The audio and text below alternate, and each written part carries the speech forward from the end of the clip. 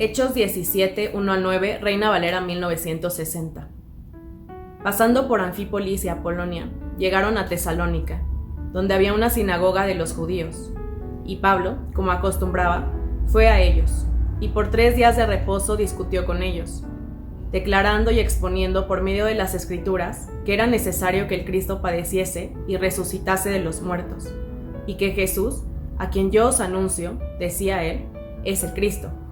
Y algunos de ellos creyeron y se juntaron con Pablo y con Silas, y de los griegos piadosos gran número, y mujeres nobles no pocas.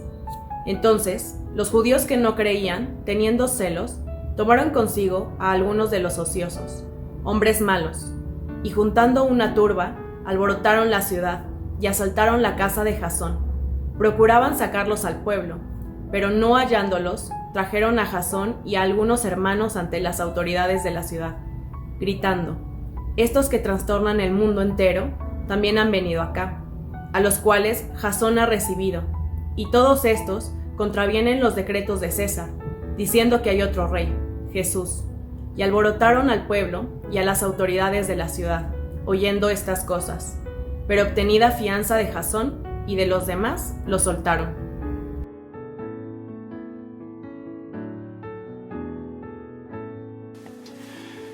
Los que trastornan al mundo entero. Hechos 17, versos 1 al 8.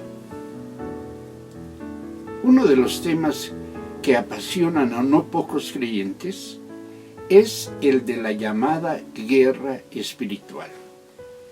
De lo que ésta es o cómo es que se enfrenta, hay muchas interpretaciones y otras tantas consideraciones. En lo particular, considero que la guerra espiritual no se da ni exclusiva ni prioritariamente en el aire, sino en el corazón de los creyentes y aún en el corazón de los no creyentes.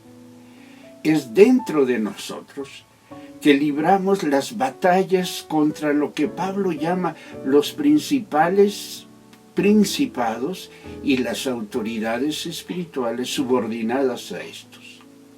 Y creo también que una de las expresiones más inmediatas de tal guerra espiritual es la fuerte atracción que como personas y aún como iglesia sentimos hacia el status quo, es decir, a mantener las cosas como están, a no hacer olas.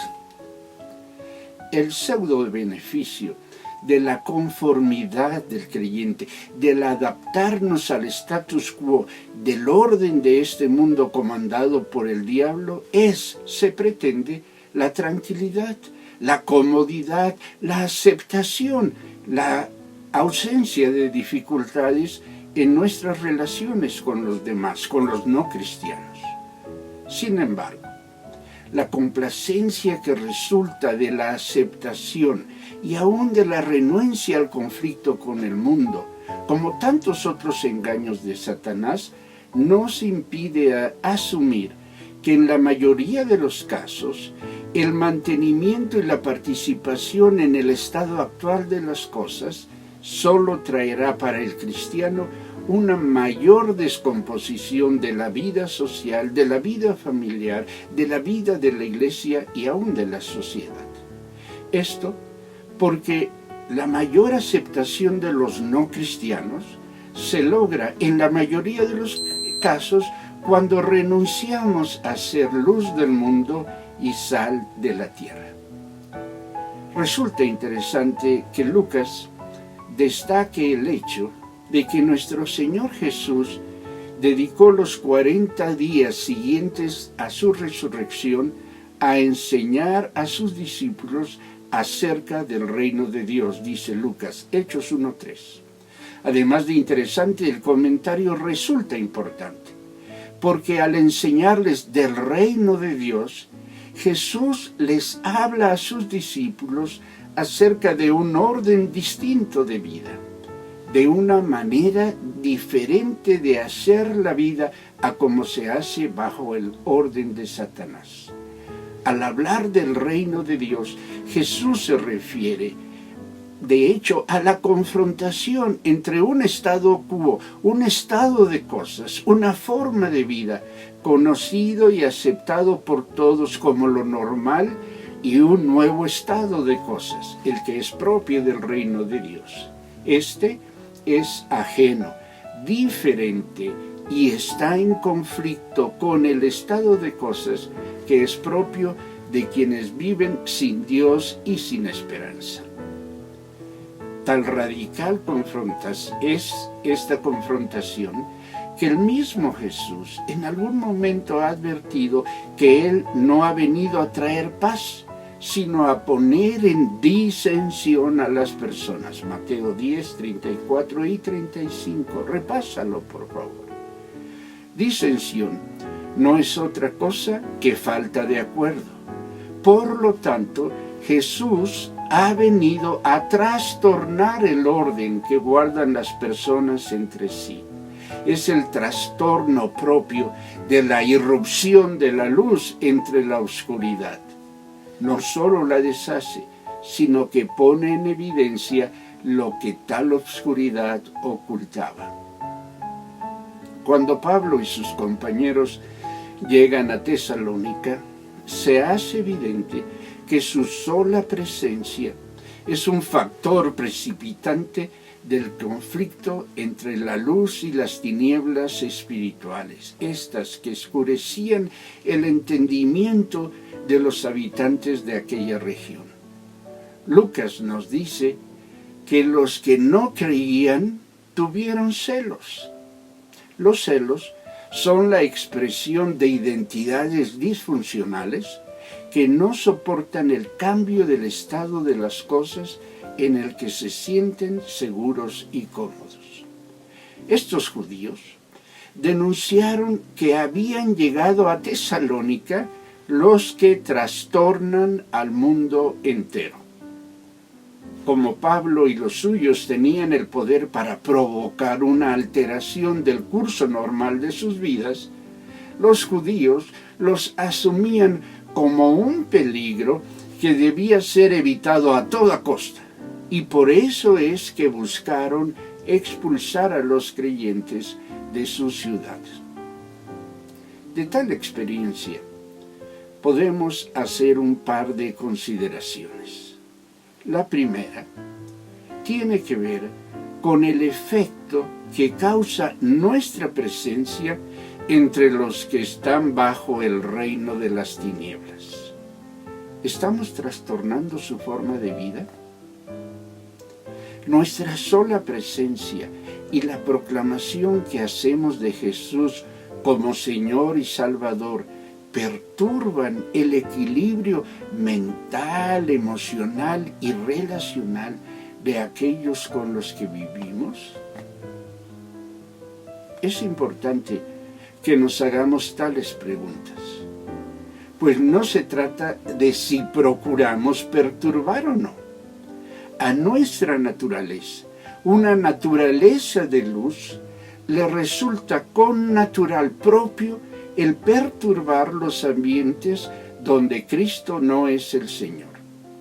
Solo en los casos en los que nosotros disminuimos nuestra intensidad lumínica es que nuestra presencia no resulta perturbadora.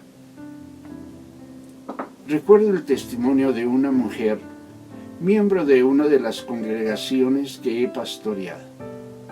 En medio de una campaña de ayuno y oración, por alguna razón ella tuvo que esperar el autobús frente a un conocido templo del centro de la Ciudad de México.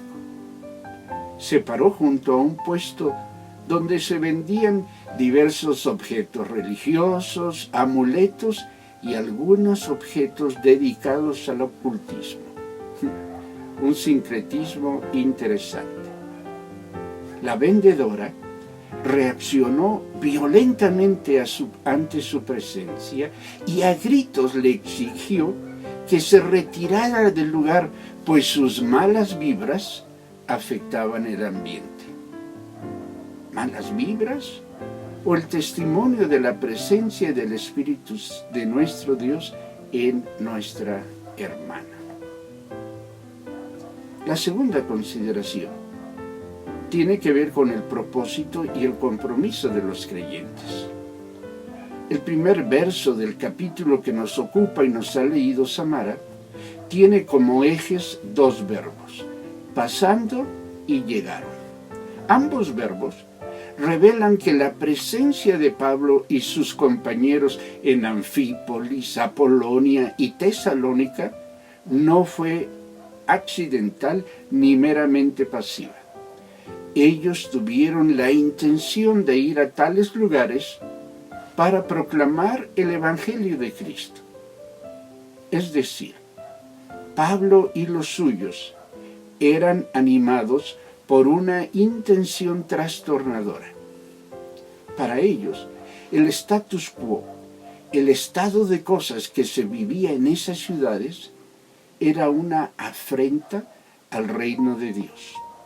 El estado de cosas en el que se encontraban aquellas ciudades, las personas que las habitaban, no era propio de su condición de seres humanos creados a imagen y semejanza de Dios. Por lo tanto, había que hacer lo que se tenía que hacer para que las cosas cambiaran. Había que trastornar la vida de aquellas personas. El status quo, es decir, el orden espiritual dentro del que hemos sido llamados a servir, este mundo, no tiene razón de ser aceptado por nosotros como normal y mucho menos como algo natural. Por ello resulta especialmente que la máxima aspiración de no pocos cristianos sea llegar a ser felices como los demás, a imitar y ser como los otros, en sus valores, sus costumbres, sus aspiraciones, su imagen, etc. Animados estos por tales valores, cada día son y hacen como quienes no tienen a Dios como Señor. Resulta paradójico que cada día traten más y más de ser como los otros, como aquellos a quienes asumen como triunfadores. Y en tal convicción, cada día su luz mengua más y más y han dejado de ser sal que preserva y da sabor del reino a la vida. Debemos aspirar a ser inconformes dentro de una cultura que hace culto a la conformidad y a la comodidad. Debemos, porque no tenemos derecho a olvidarlo, tener presente siempre que somos diferentes, que somos agentes de cambio, que somos el pueblo de Dios, que estamos aquí no para sumarnos al orden presente, sino para convertirnos en alternativas reales en las que el reino de Dios se hace presente, que se conviertan ellos a nosotros y no nosotros a ellos. Con todo y lo caro y doloroso que esto resulta, debemos aspirar a que nuestra presencia sea rechazada, no por nosotros mismos, sino por quien vive y actúa en y a través de nosotros. Debemos vivir sabiendo que el éxito de nuestra vida no se medirá por los consensos que hayamos logrado al final de la misma, sino por aquellas vidas que hayamos trastornado y a las que hayamos contribuido para su transformación y su ingreso, su incorporación en el reino de Dios. A vivir así es que los animo. A esto es a lo que los convoco en el nombre del Señor. Trastorna a los que están a tu lado. Dios te bendiga.